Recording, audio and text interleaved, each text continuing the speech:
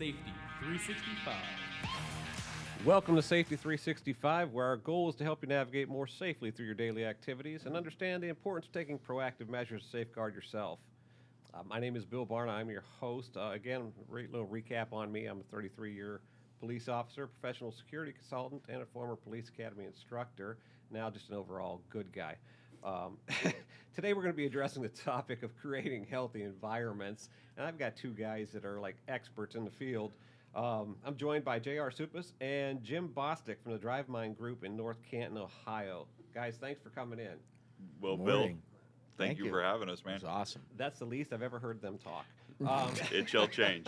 They are supplying organizations with the best of the best solutions for safety, infectious control, to battle the continued spread of germs, virus, and pathogens. In this day and age of COVID-19, we're all up in arms and trying to stay safe. These guys know what it's all about. And just a quick side note: Jim used to weigh 572 pounds and is on this incredible diet program, and I think he's now down to like 120 or something. Yeah, that's very close, Bill. Those numbers are real close. We'll give you a small plug. What's the name of the program? The name of the program is called Optavia. And, my wife and I started January 3rd, and it's very kind of you to notice. It's been Dude, a you great look journey. great. You look great. No, I really appreciate it. I was 254 pounds and down to like 190, and a little bit to go yet, but no, thank you, Bill. Well, man, hey, stay healthy. Stay healthy. You Amen, look great, brother. man. For sure. I'm going to try and get there. So he looks thinner when he stands next to me. Right? Because I am not on the program. With me. But anyways, we like to get started with our program with we call our safety question of the day. You bet. And this is a good one. So, since you guys are, quiz COVID-19 already? savvy and pretty health man. experts, we've been flooded with the terms pandemic, COVID-19, coronavirus. Our safety question of the day is kind of relevant. So how many times a day does the average person wash their hands? Wow. They track that? Oh, Somebody does. I'll say 7. I'm going to do 7 times a day. He's going to say 7. JR, go ahead. I'm going to throw say some- about 3. Wow. Well, right in the middle, 5. Okay. The average person washes their hands only 5 times a day. Now, I know as I've aged, I'm in the bathroom a lot more because I drink a lot This is of true. water. And so I'm in there. I'm going to wash my hands more than 5 times a day. I I'm hope just so. going to go at that. Okay. But, that was a Gallup survey of 118 countries.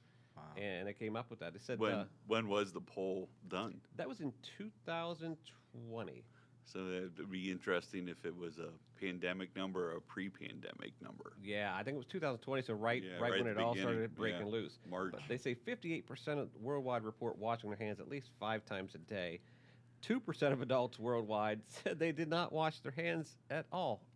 Ew. Not at all. Ew. Yeah, So all of a okay. sudden the fist bump is Fist looking bump better is than the that or handshake. the elbow bump. I may have to go elbow. Or we'll just walk them Just past a by. wave and Just nod. a wave and say, hey, how you doing? Good wave. So, to bring us up to speed here, in 2018, I left the patrol division of the police department I was working at, and I entered as a school resource officer in 2018. Best time working in schools. My role was to provide, police present at 4 different campuses, elementary campuses, and to create positive experience between students and staff and police, because we get a bad rap. Usually police are just the bad guys. Sure. So, of my 33 years in law enforcement, those 2 years that I spent as a school resource officer were fantastic. They're my favorite out of the whole time. Wow. I've saved lives and the whole 9 yards down the road, but truly most enjoyable was working with these kids. But what I would say, I quickly became sicker than I ever was. Sure. Due mostly to the fact that, as I walked down the hallway, I'd get high fives from the kids, fist bumps, hugs, the whole 9 yards. And I was told early on that your first year in the schools, you're going to get sick a lot. The second year in schools, you're going to get sick, but not as often. Third year, you're going to be pretty much, good to go. You got an immunity built. Intolerance. And I found that out. First year, I was sick as a dog for like 5 days straight. Severe sweats, chills, flu-like symptoms, everything. And I think it was COVID before it was COVID. Sure. I really do. So having said that, I kind of got the onset of it, and I will reflect to this: the the best advice I was ever given when I entered the schools was don't tie Johnny's shoes. I'm like, what do you mean? Why wouldn't Why I is help out that? these little elementary kids tie their shoes? They said, well, sometimes their shoelaces are wet and it's not raining. It is not And right. I'm like, whoop, chalk it up. Best advice I was ever given, and I stuck to that. So, anyways, this Well, was that all, helped you to wash your hands then. I too. washed my hands. Yes, Well, you did. More than 5. Well, and that was another thing. I would use the hand sanitizer stations all over the place, and I'm like, It's a whole is- nother conversation. yeah, is my that's body gonna? Yeah, okay. Is my body gonna Let's produce talk what it out- needs to produce? Do we want to talk alcohol absorption? No, we Yeah, won't do yeah. that. Oh, I didn't even think about that. Well, it is.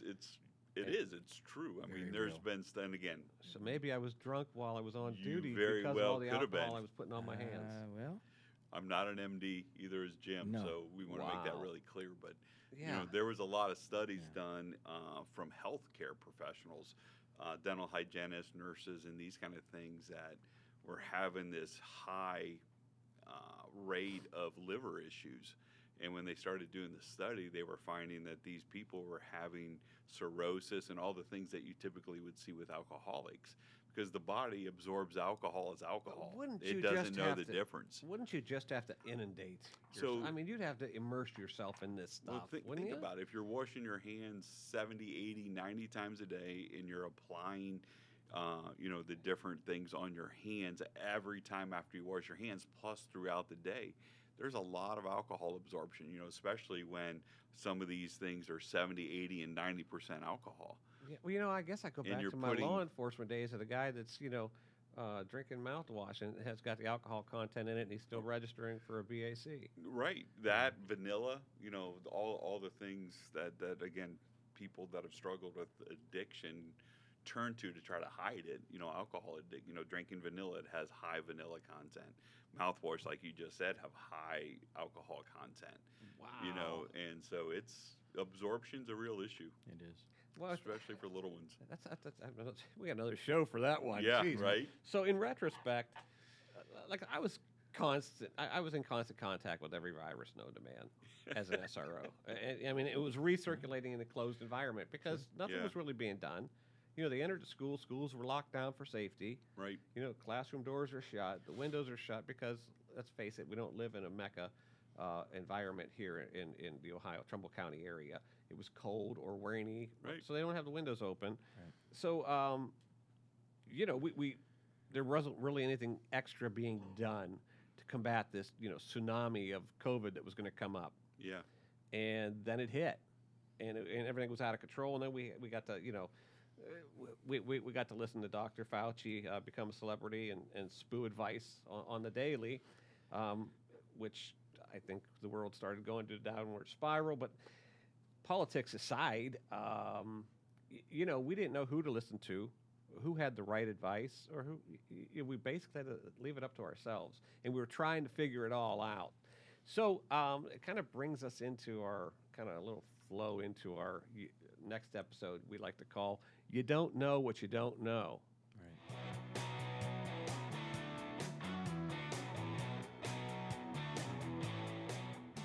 So, and you don't know what you don't know. We just try to bring up some facts to let people know, hey, here's some things we found out. Sure.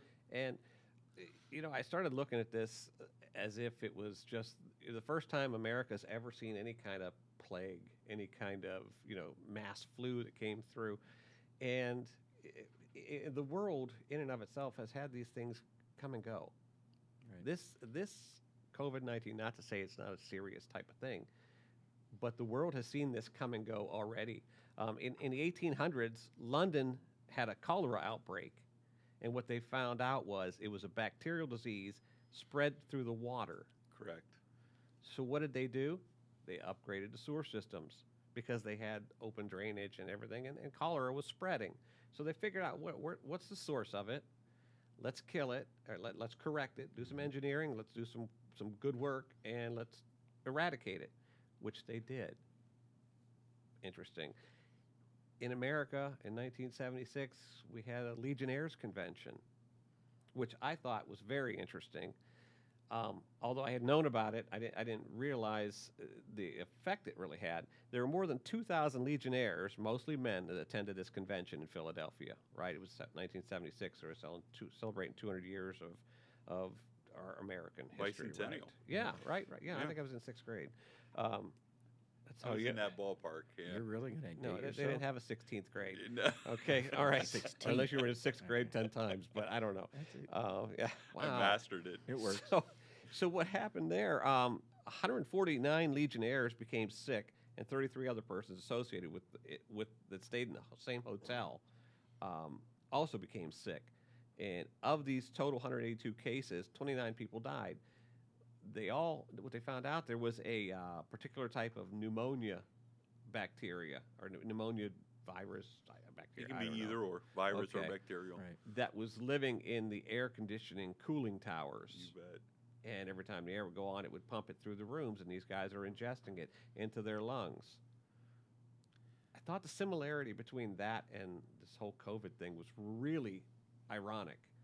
But they figured it out where it was coming from, where was it germinating and originating from, and they corrected the problem. Much like the cholera outbreak, they went to the sewer systems, they figured out the problem. Well, flash forward, I guess, a little bit.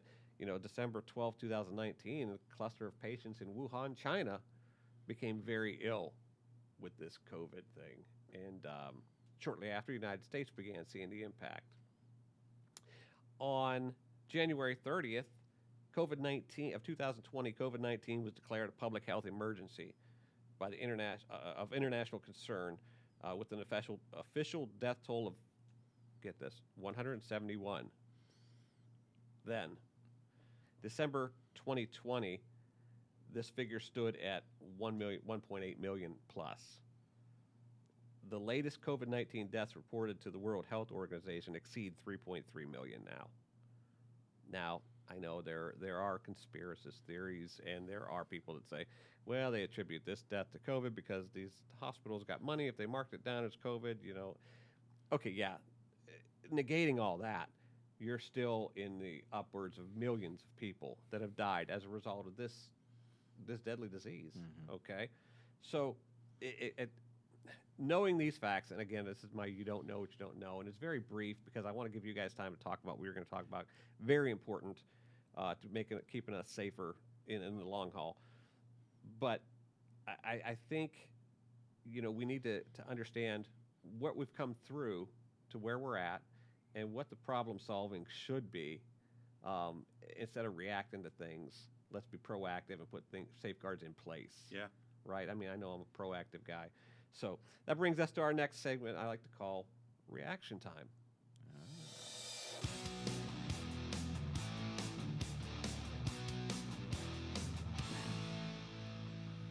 So in reaction time, we just kind of say, hey, how do we respond to what we just found out? Health security became the unexpected face of the workplace in 2020 due to the COVID-19 pandemic, obviously. And companies had to rethink how they operate to ensure, that their teams can continue to work without risking illness. So this is where you guys come in.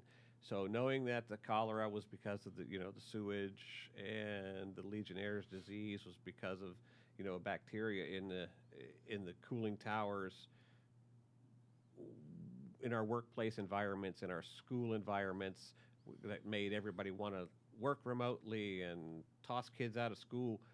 How do we make them safer to keep from spreading this? And I think this is where you guys come in.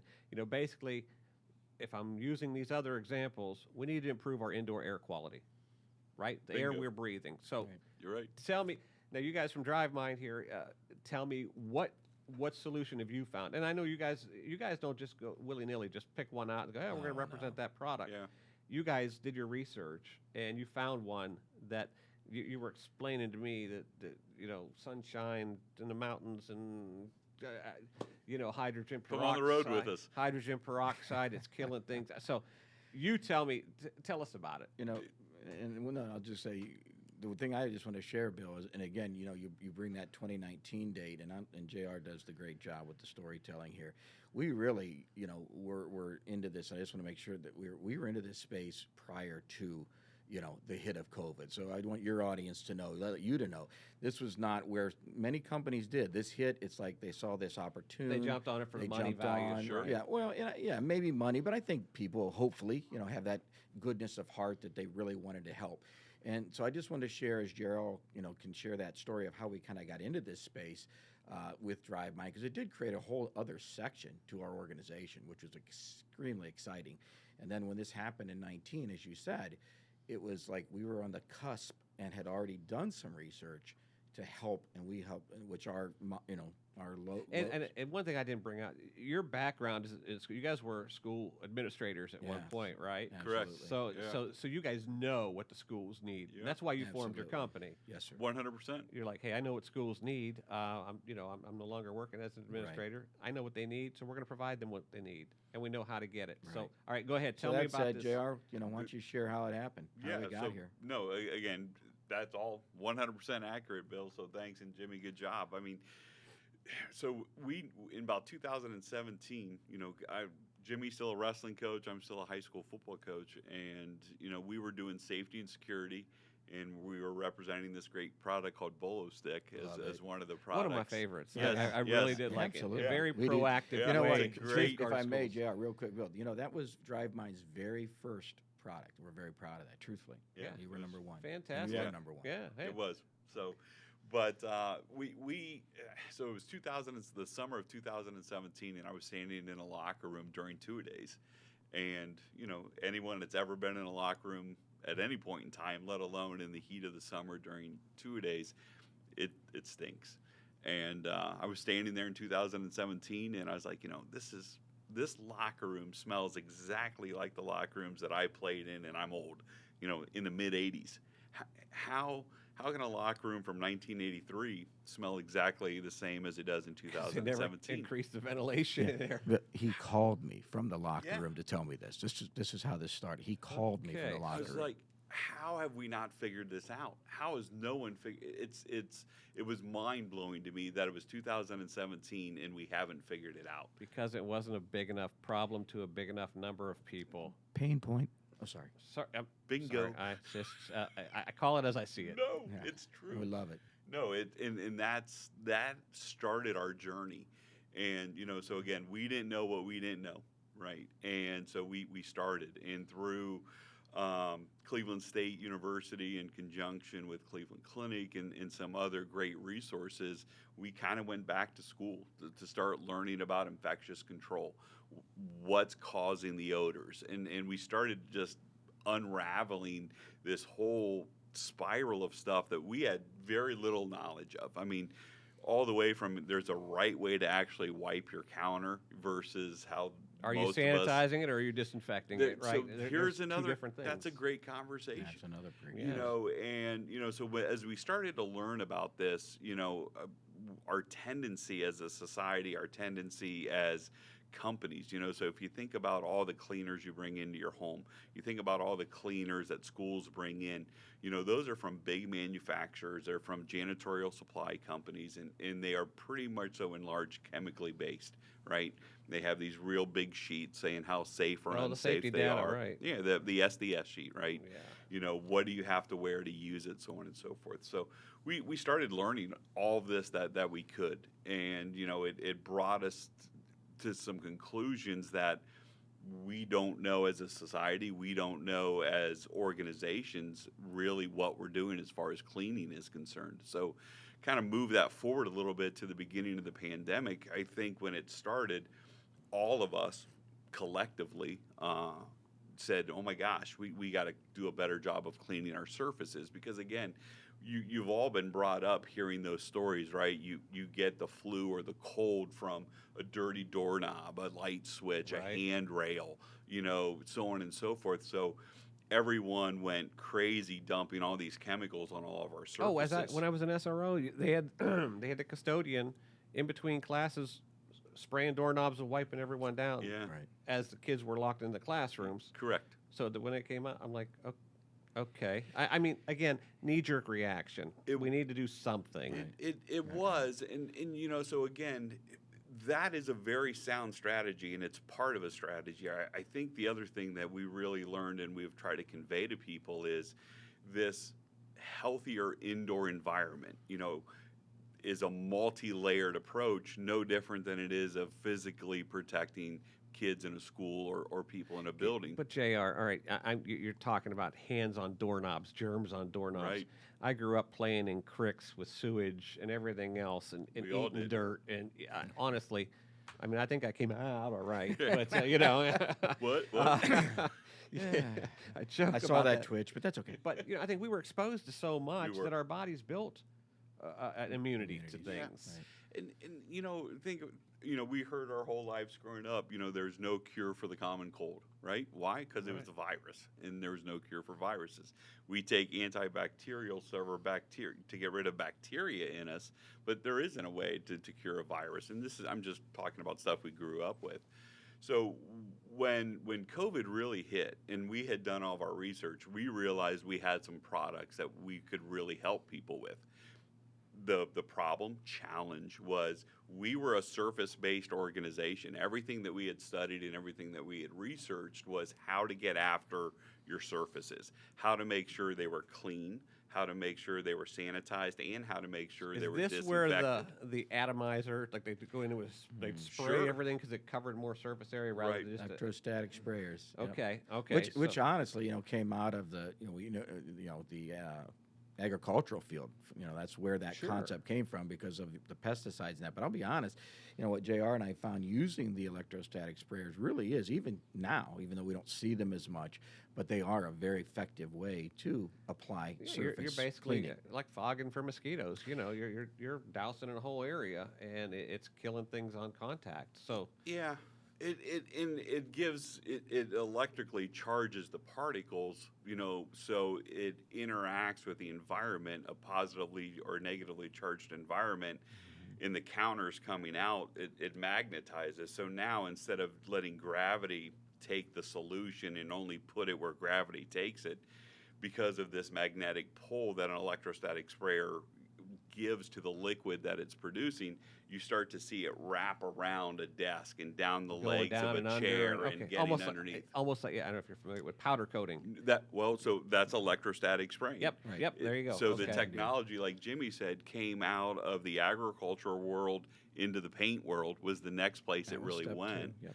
Okay. And then again, the ability to apply it with disinfectants and cleaners and so on and so forth. So, okay, so we figured out that we can't touch the doorknobs, and we're trying to Yeah. clean all this stuff. We want to make sure kids aren't touching each other. Blah blah blah. We're social distancing. Yeah. We're breathing through socks on our face. Then get me started on That the we got mask from thing. the high medical places like Old Navy. Yes. Yeah. Or yeah. People. I mean, I've It seen was it the all. graphics. It was all about the graphics. It's like breathing through your T-shirt Sure. or whatever. Okay, it's only going to last so long. But so the big picture is we need to improve the indoor air quality, Right. like on the regular. Now that we're kind of Yeah. over the hump of this COVID thing, even though a new variant springs up every Sure. couple weeks. Right. I mean, I guess it's good to keep it going, right? It's good for the economy, but that's another show. It is. We need to do something so that our air circulates better and cleaner, and what we breathe in is better. So hit me with your big one, your big I gun will. right now. And so just to tee that up a little bit, once we realized COVID was an air issue and not a surface issue, right? We started doing exactly like you said when you introduced us. We started doing our research on air. How do we get after air? So we started understanding HEPA filters and MERF and UV light in the ductwork and things called bipolar ionization. And so we started doing all of this research to try to help people how to handle their air. And again, at this point in time, it still was a COVID-related issue. We were trying to help people with COVID, and we stumbled upon a product, and Jimmy is wearing a shirt, and so we own Extreme microbial microbial technologies. And All right. so Look that we one are up. DriveMind Group, EMT. and we also work for EMT. So to learn more about this, go to DriveMind Group and click on the link, and they will tell you, or contact them. You know what? Yep. Contact them. Give them a Please, call. It's give a us lot call. easier. It is. Absolutely. And so what we found out, and this was the story that got us to the big thing that you just talked about. So we were brought to this technology by a peer and said, hey, you got to take a look at this. I know you're looking at air quality. This company just won this big government contract. And it was called Project Clean Sweep. And during the middle of the pandemic, the DoD and the U.S. Navy put out a bid, and it wasn't a low bid type thing like a lot of government contracts are. It was a competitive task-oriented thing. So 278 companies started in phase 1. At phase 3, it was down to 3 companies, and only 1 company moved to phase 4, and that was extreme microbial technology. And what that was how well could the product or the solution reduce COVID in the air and at the same time on the surfaces. And that's when we realized there was maybe something here. And when you started understanding how the vast majority of us understand how we clean our air. So think about how you clean your air in your home. What do you do to make sure your air's clean? Yeah, you got an air filter. How we In your change it a couple furnace. times a year, right? I try to change mine monthly. Yeah, but well, good for but I you, mean, yeah. but again, it's a 99-cent filter that I throw in my Yeah. because I'm doing it monthly, Right. And so the whole, which really only helps to cut down the dust. which is, so that's going to be a whole nother conversation of what filters actually do filter out versus what they don't. But what we found out was the whole idea around what's called passive air technology versus active air technology. So the vast majority of the technology that was in place was passive, which means all the air in a given space has to get to a central funnel location to be pulled into the ductwork or into a little box. Your sitting cold in air the corner. returns that are bringing Cold the air air back. return. Okay, Perfect. Gotcha. So, but all the air in the room has to move across everything in the room, across all the people in the room, Contaminating everything along its way. to get into this Yeah, it cold air does. return, to get pulled into your ductwork, and who knows what's in your ductwork, Right.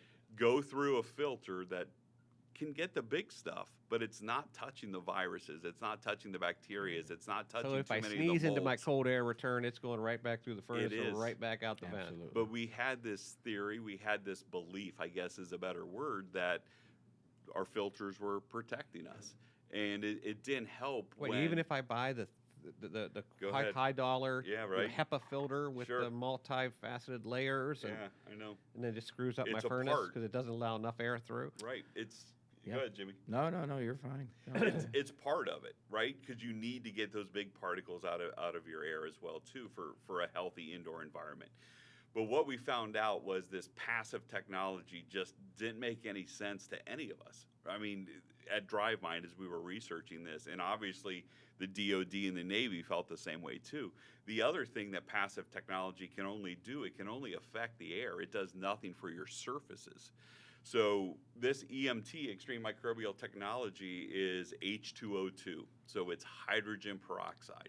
It basically produces 24/7, 365 H2O2 at a really, really, really small level that just is therapeutic in nature. So if I'm in that environment, I'm not coming out with a summer blonde look. You are not you at know? all. No. Even though some You people look might good now. like I that. wouldn't be changing that color, Right? brother. It looks Yeah, good. it's called silver highlight. No. Yeah, That's special.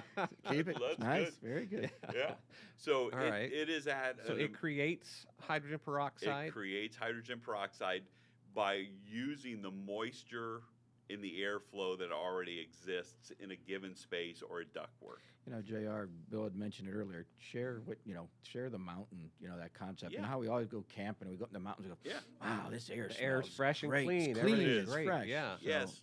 I think we've all said that, right? I'm there. And believe it or not, there's actually a reason as to why, which we learned once we started working with EMT. So that's called photocatalytic oxidation. Big fancy word. That's a PCO lot of technology. syllables. It was. For a football I might have coach, needed that my hurt. master's degree Yeah. only goes so far. Wrestling coach, we're not even going there. So.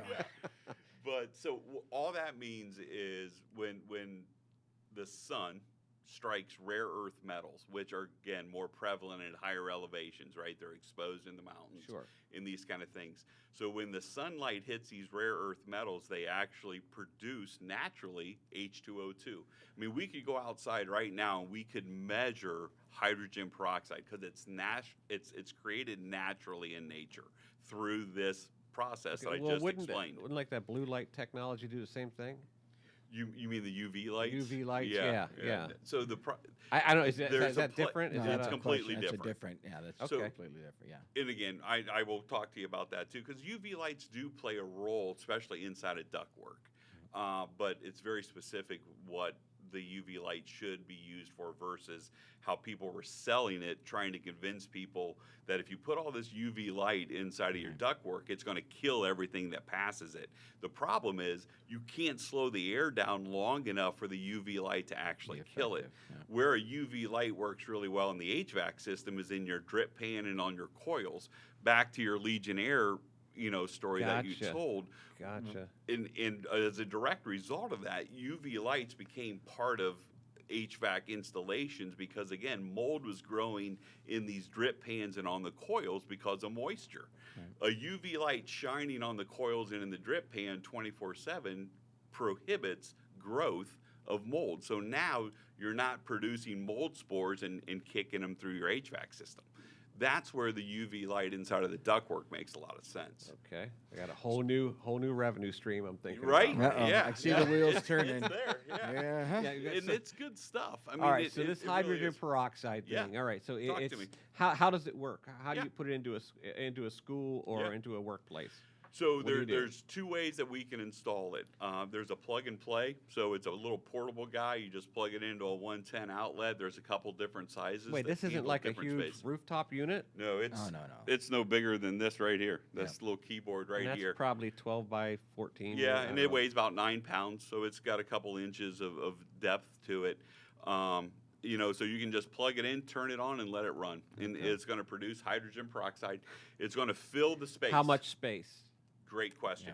So What's the square footage it'll Yep. So it'll we work talk with? about cubic Cubic feet footage. Or Yeah. cubic feet. Okay. instead of square because the ceiling height does matter. Sure. Got to think about volume. Yeah. Volume of the room. Yep. Yep. Yep. So a Mac 9, which is what we call the smaller model that we just kind of talked about, can handle a traditional classroom. 25 by 25, 25 by 30, 8 to 10-foot ceiling.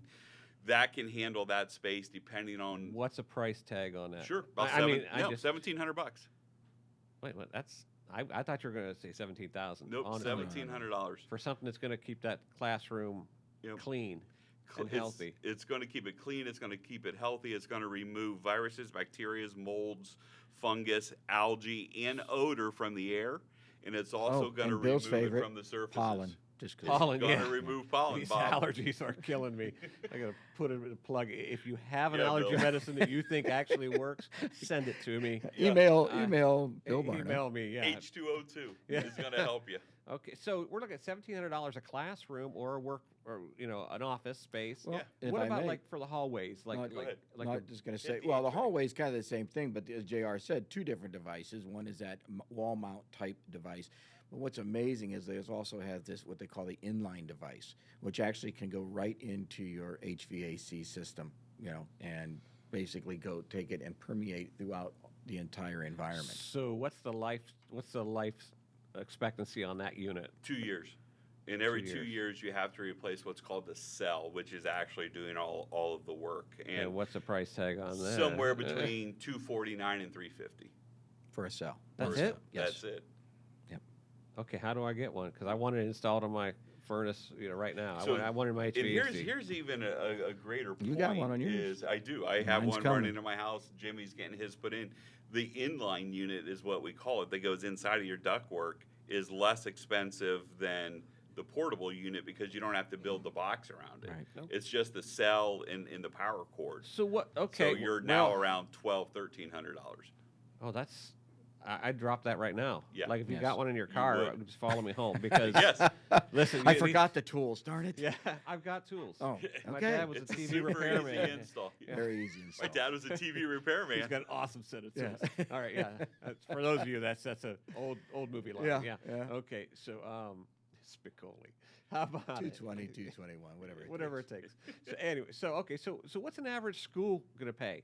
Yeah. Let's say this your mid-range school. It's got, I don't know, 2,000 people, 2,000 students in its district. Yeah. So again, the cubic volume of what we're trying to get How after big the really- rooms are, right? So are we after the gym and the auditorium? So there's a lot of Cafeteria. conversations that have to take place. But we've had schools that have started out small, and we've had schools that said, hey, we want to install this everywhere. So you're somewhere, again, it's a couple $100,000 to do an entire school district, right? Because if you have 5 buildings and you want to take care of all this space, so But now wait a minute, let's talk subscription. yeah. there you go. Because What? that's really what Subscription? matters. Yeah. Go ahead, Jimmy. Hit it. You're good. No. I'm learning. So essentially, we have a subscription model. So as JR said, okay, you have that. You could make that initial large capital investment of, and we know there's grants and things out there, but let's be honest, it's a lot of money. It's a lot of money.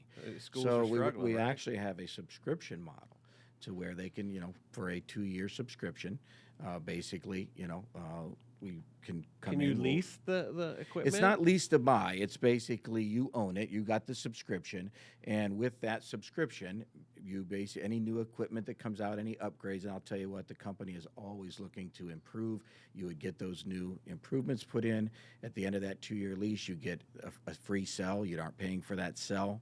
And then if you're going to continue on with that subscription, then just from that point on, it's usually a year at a time. Why don't we know more about this? So you're right. Right. I mean, why isn't this all? I don't know who's doing your marketing, guys, but you need to talk to me. But yeah, because I'm I'm fascinated with this. If It's this incredible, can, if this Bill. can help Incredible.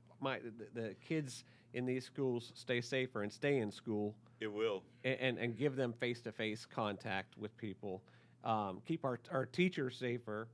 I'm thinking corrections facilities, hospitals, nursing homes. Anywhere we breathe. In my home, Indoor if I can wake spaces. up without my eyes being swollen to the size of softballs, because of all this pollen and stuff, I'm This telling you, would do it. I'm going to be a customer here when we get off the air. Yep.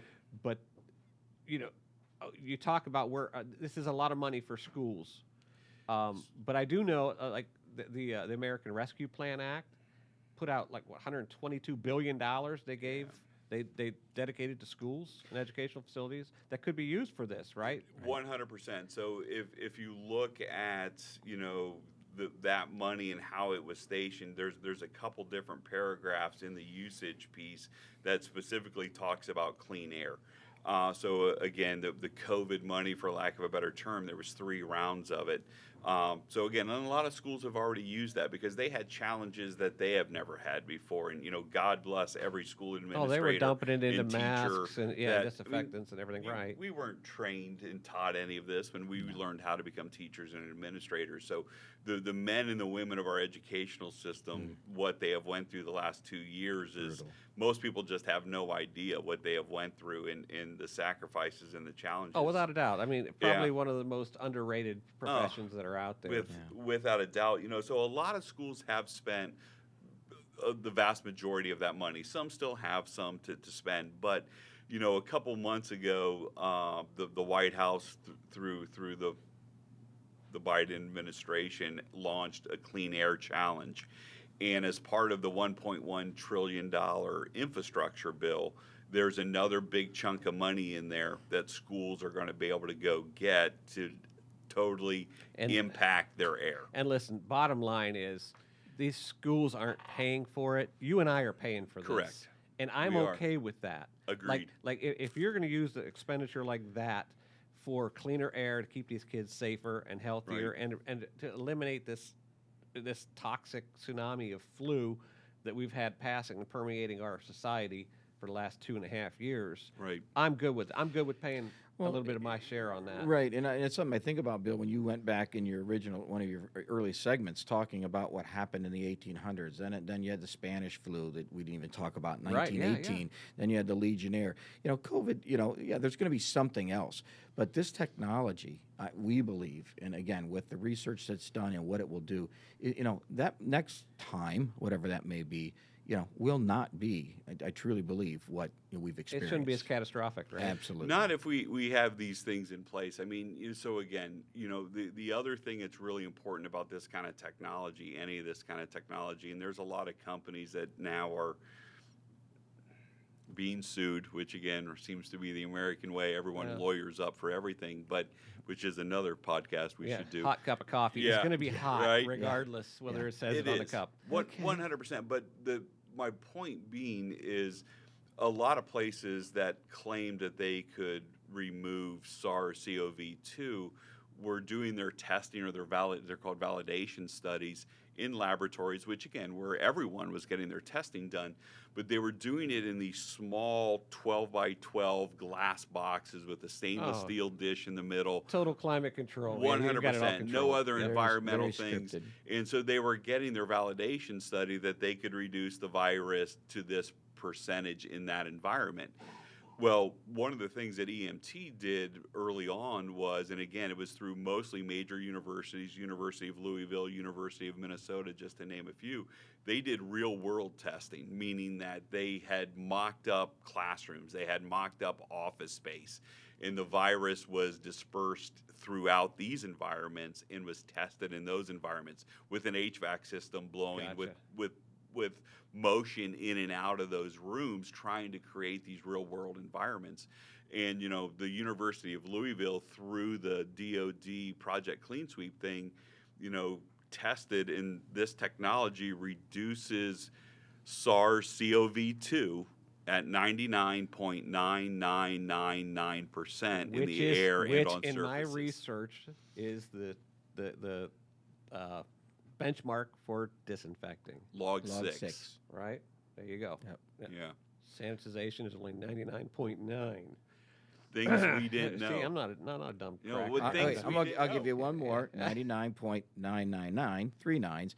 That's what we've learned to be called restaurant grade disinfecting. Gotcha. So in the restaurants, that fourth 9, that's really kind of our medical, our hospitals, because they're getting after That's a few right heavy below stuff. sterilization. Yeah, exactly. Yeah, gotcha. Absolutely. And the other problem, Which, as a guy, I don't even like to talk about. right? All right. That's another conversation. Well, we're not, I told you this well, program goes let's everywhere. move on. Next As topic. it should. I'm a little uncomfortable now. Yeah. But the challenge also, Bill, that I think we feel good and we don't think about disinfecting, cleaning, sanitizing, disinfecting is it's actually only disinfected for that moment in time.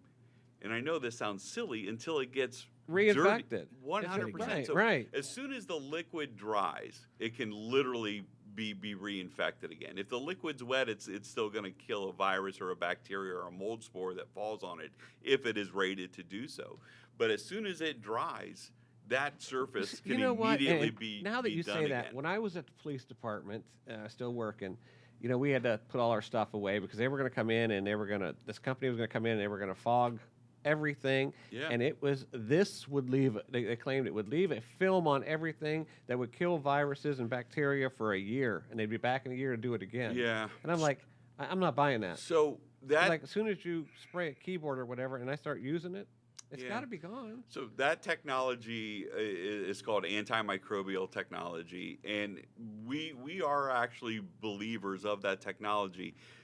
The year thing is the problem. Right. Most of the research And that we use. have done is so. Like Jimmy just said, friction is the enemy of that. So really, what this does is it builds a really small layer of basically needles or swords on the surfaces. When a pathogen falls on it, it gets pierced and it breaks open and the cell dies. So now you're not picking up the flu or the cold or whatever like that from a keyboard or a light switch. And that technology does work. I mean, we do represent a product that I does just it, think but it has to be more of a it's 30 fluid to 90 thing. days. Yeah. Yeah, okay. There And you go. and again, And I may be off if I said they're going to come back in a year. No. I don't know. but there was people there's that were people making that those claims. those claims were made. But in my mindset, I was just like, claims okay, I can't see that Just working. think about friction. I mean, that's the problem. I mean, the stuff's not diamond coated they're putting down. So when you put it down and it gets used a lot or cleaned a lot, because here's the other problem that people that started doing that kind of technology thought was, hey, this is the magic bullet. and they stopped their regular SOP, their normal cleaning Right, protocols, because right. they're like, hey, we don't have to do this anymore, which again led to a whole nother issue of, again, cleaning, moving debris off of any surface is a vital part of disinfecting that surface. And so again, a lot of people just weren't ready for it. They weren't trained on it. They didn't have the knowledge of it. Well, I like this extreme microbial technologies. This unit you're talking about, I think, is the key to keeping us all safer. I know I've got to kind of wrap up here. We're getting long, but I think because it is a constant cleaning, a constant Air and surface. You know, we Air and use that surface, term yeah. therapeutic. I mean, it's so that's such a real term. You know, with this, it's a Why therapy. wouldn't It's we an do this? air I mean, therapy. there are every We need to. state, every city has rainy day funds. I mean, and if not, you know what? Let's do a crowd. Or whatever, We have all kinds of fundraiser. other great stories we could tell you from the Oh. country of Greece is looking to put this in every federal building in the country of Greece. Chrysler Fiat is we're going to find out in June if they've picked our technology to put in the cars that they start manufacturing in 2023, 2024. You know, so there's I think it should be in every police car. Just being a former it police should be. officer, No, absolutely. because you know the amount of stuff I've Absolutely. ingested off of some of the people that were not what cleanly about people. our ambulance, our Right, EMT absolutely. guys Yes. in women? You know, those units and the places they go into. You know, so. And the technology exists in all these Let's not different forget, sizes. these are all first line responders They are. that didn't take the Yes. time off and work remotely. They did not. Absolutely. We kept God out there bless on the them. front lines, hand and, in hand. and they need to be Absolutely. protected again in your cars, in those EMT units, in your locker rooms, in your station houses. It makes sense. Well, I just had a brief brain spark, and I want to throw it out there. I would love to give you a customer testimonial, so give me a free unit into my HVAC, and I would love to. That's being the podcast celebrity that I am, up and coming. Wow. And Did you? No pressure, guys. He's really good. he And is if I have good. to pay for Him it, and Joe Rogan. Yeah, I'd love to have exactly. Joe on the show. Yeah, I think we should work see if for he can that. make. Yeah, exactly. But yeah, if I could get, I'm definitely. If I can't get one donated to me, I'm definitely going to buy one. Yeah, and I know, Bill. We'll take care of you. Yeah, absolutely. But you know, as you I know a said, guy. getting close here to the end. But you know, DriveMind, to our local group, you know, we do have a little testing protocol that we can come out to a facility. We do like a 3-room testing. You know, because again, JR says all the time, you know, this is in the molecular level. I mean, how do we know? How do we know? Yeah, you're talking it's out there? microns and things that fit on the head of a needle, and Exactly. yeah, Thousands of them on the head Yeah. of a needle. And we Yeah. can actually, you know, kind of, you know, give a school or a business, you know, a little test, a little report. And for I them think that's that that's they can see. that's and it. then Everybody make wants to some decisions. feel, touch, see, and get a result. How do they get a hold of you guys? Okay. So again, we have zero problem giving our cell phone numbers out because Yep. we want to help people. So Throw them out Absolutely. there. 330-605-3311. And again, that's JR. Text me, call me. We'll do free indoor air quality analysis for you. We'll do 3 rooms either on your campus or, you know, in your business. And we'll give you a report showing you how much stuff is in your air at 0.5 micron, 1 micron, 2 micron, 3 micron, 5 micron, and 10 micron. But even more importantly, we're also going to show you how much of what's in your air is actually alive. And that's where you Gotcha. start to have Yeah. the issues. So, what's your website, guys? Website is www.drivemindgroup, M-I-N-D, drivemindgroup.com. All right. So there's a contact page there. And as JR, I'll give you my number real quick. It's 330-414-4285. And that's Jim again. Call, text. And, you know, DriveMind, we created this basically to serve and support, Bill. And that's Well, what you we're guys about. do a great job. I know that. I've known you for years, and I can't say enough about it. I mean, these are quality people here. These are quality guys that have been in the field of education. They know what it takes to keep your kids safe. You owe it to yourself to reach out to them and find out how to make your kids safer in their school districts. We're going to wrap up now. I could talk for another hour here. I'm I with really you. could. Yeah. This might be one of our longest shows, but I Wow. just We didn't even get to talk about VOCs. Yeah, well, next time. Okay, next time. On the next episode. Yes. But hey, I just want to give a special thanks out to our show sponsor, Bostic LLC, the door barricade device, providing safety and security to homes, schools, churches, and business locations across 42 states and 6 countries. Visit them at www.bolostic.com. If you'd like to be a guest on the show or have your business advertised as a sponsor, go to safety365.us and contact us via email. And as always, thank you to the Trumbull Career and Technical Center for making this podcast possible. For Safety 365, I'm Bill Barna, reminding you to be aware, be proactive, and stay safe.